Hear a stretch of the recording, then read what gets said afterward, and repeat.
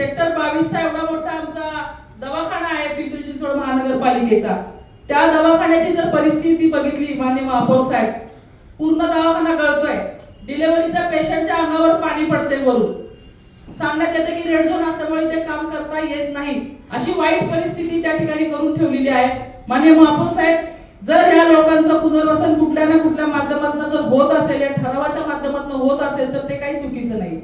ते होत असताना मूळ मुद्दा असा आहे की ज्यांना पुनर्वसन पाहिजे त्यांचंच पुनर्वसन झालं पाहिजे, आणि ज्यांना पुनर्वसन नकोय, मी मागच्या जनरल बॉडीमध्ये पण सांगितलं होतं, ज्यांना पुनर्वसन नकोय त्यांच्या घराला हातही लागता कामा नये. कारण महत्वाचंच आहे की त्यांची घरं पक्की आहेत, त्यांनी एक मजले नाही 2-2, 3-3 मजले घरं केलेली आहेत, तर ते त्यांची घरं मोडून छोट्याशा 350-400 स्क्वेअर फूटच्या याच्यामध्ये कशाला जातील? त्यांच्यावरती कुठलीही जबरदस्ती करण्याचा प्रयत्न मान्य महापौर साहेब झाला नाही पाहिजे, हा महत्वाचा मुद्दा आहे. आणि ज्या 576 गाळ्या असतील किंवा दुमजली जे बांधलेले असतील ते मोडकळीस आलेले आहेत, त्या परिसरामध्ये अंध बांधव राहतात किंवा वयस्कर लोक राहतात, त्यांचे वरती चढतानाचे जिने पूर्ण तुटलेले आहेत. महापौर साहेब, मोठा अपघात घडण्याची शक्यता आहे.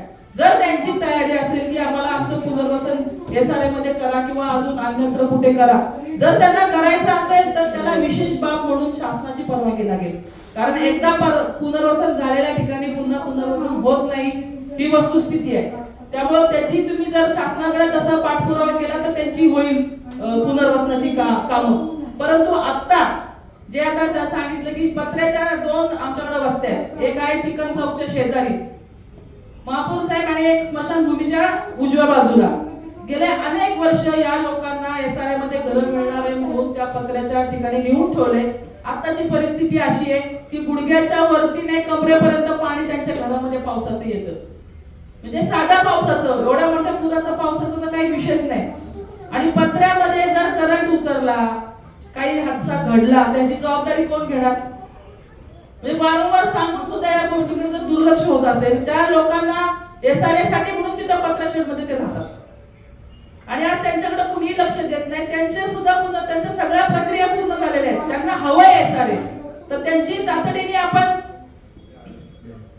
माननीय महापौर साहेब, हे काम कुणाकडे आहे एसआरएचं, त्यांना बोलून घ्या. त्या लोकांना आपल्याकडे एक मीटिंग करा. माननीय आयुक्त साहेब, एसआरए प्रोजेक्टशी आपला काडीचाही संबंध नाही हे आम्हाला माहिती आहे, परंतु त्या नागरिकांशी आमचा संबंध आहे, आमचे मतदार म्हणून आमचा संबंध आहे. त्यांना जर काही हाल अपेक्षा सहन करायला लागल्या तर त्याची शेवटी जबाबदारी महापौर आपल्यावरती येते. त्यामुळे त्याची काय परिस्थिती आहे, कुठल्या मुदतीमध्ये तो चाललाय, किती दिवस तो प्रोजेक्ट चाललाय आणि तो कधी पूर्ण होणार आहे आणि या लोकांचं स्थलांतर त्या ठिकाणी कधी होणार आहे, हा महत्त्वाचा विषय आहे. धन्यवाद पिंपरी चिंचवडकर. आपल्या सहकार्याने पिंपरी चिंचवड न्यूजने फेसबुक आणि इंस्टाग्रामवर 1 लाखाचा टप्पा पार केलाय. त्याबद्दल आभार. असंच प्रेम देत रहा. सोबत आमच्या सर्व डिजिटल प्लॅटफॉर्मला लाईक, फॉलो आणि सबस्क्राईब करा.